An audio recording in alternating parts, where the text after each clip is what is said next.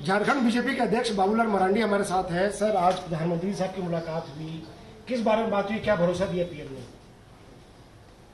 देखिए, अभी झारखंड विधानसभा के चुनाव होना है। अब किसी भी दिन घोषणा हो जाएगी चुनाव की। जब चुनाव होता है तो चुनाव के पूर्व एक बार प्रधानमंत्री जी से मिलना था, कुछ झारखंड के हालात के बारे में उनसे चर्चा करनी थी और उनसे मार्गदर्शन भी लेना था। और दोनों काम ये हुआ। मैंने भी वहाँ की समस्याओं के बारे में बताया, उन्होंने भी हमें बताया कि क्या क्या करना चाहिए किस बिंदु पर, और उसको फिर हम लोग धरती पर कार्य रूप हम लोग देंगे। और मैं कह सकता हूँ कि चुनाव के बाद इस बार झारखंड में भारतीय जनता पार्टी के नेतृत्व में सरकार बनेगी।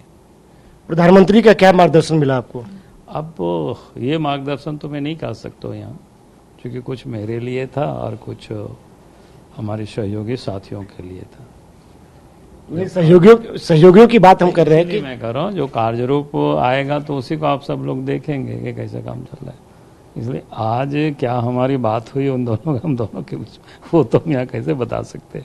मैंने आपको सर संक्षिप्त में बताया कि राजनीतिक वर्तमान राजनीतिक हालत है झारखंड के, उसके बारे में चर्चा हुई और उसमें से कैसे हमें मार्ग को प्रशस्त करना है ताकि 2024 में बीजेपी के नेतृत्व में सरकार बने। चंपई सोरेन के बीजेपी में शामिल होने से कितना फायदा होगा?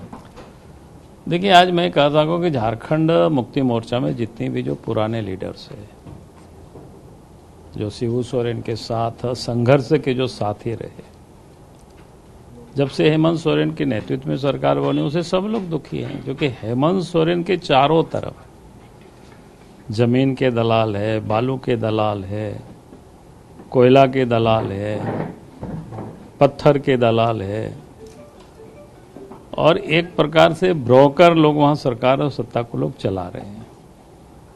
तो सारे लोग दुखी हैं और इसलिए आप देखेंगे लगातार पहले लुबिन उनसे हट गया, सीता सोरेन उनको छोड़ करके चली गई, अब चंपई सोरेन की बारी है। आप देखेंगे आगे और देखते जाइए।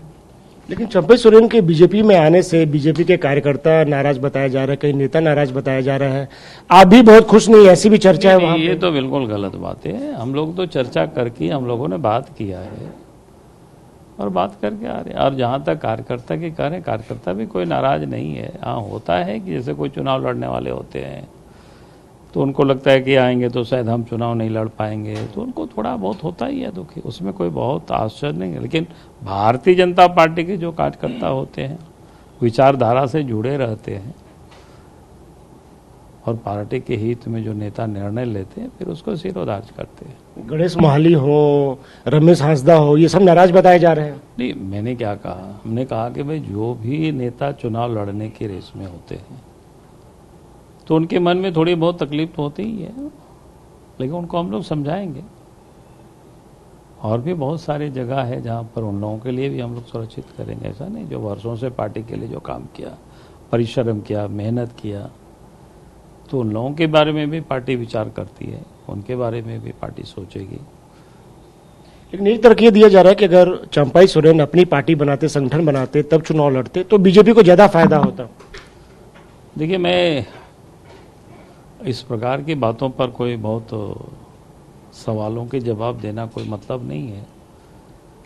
और मैं समझता हूं कि उनके दल में आने से दल निश्चित रूप से मजबूत होगा, कोल्हान ही नहीं बल्कि पूरे झारखंड में। हमने कहा कि भाई क्या कहते हैं, चंपई सोरेन आंदोलनकारी रही है, शिबू सोरेन के साथ कदम से कदम मिल करके उन्होंने काम किया था। तो स्वाभाविक है ऐसे जो कर्मठ लोग होते हैं अगर वो दल के साथ जोड़ते हैं तो स्वाभाविक रूप से दल को उससे लाभ मिलेगा। एक आखिरी सवाल, क्या चंपई को ज्वाइन कराने के ऐलान के पहले झारखंड की जो बीजेपी यूनिट है उससे आपसे पहले बातचीत की गई थी? बीजेपी यूनिट से बात हुई है पहले, भाई बिना बीजेपी के यूनिट से बात किए पहले कैसे?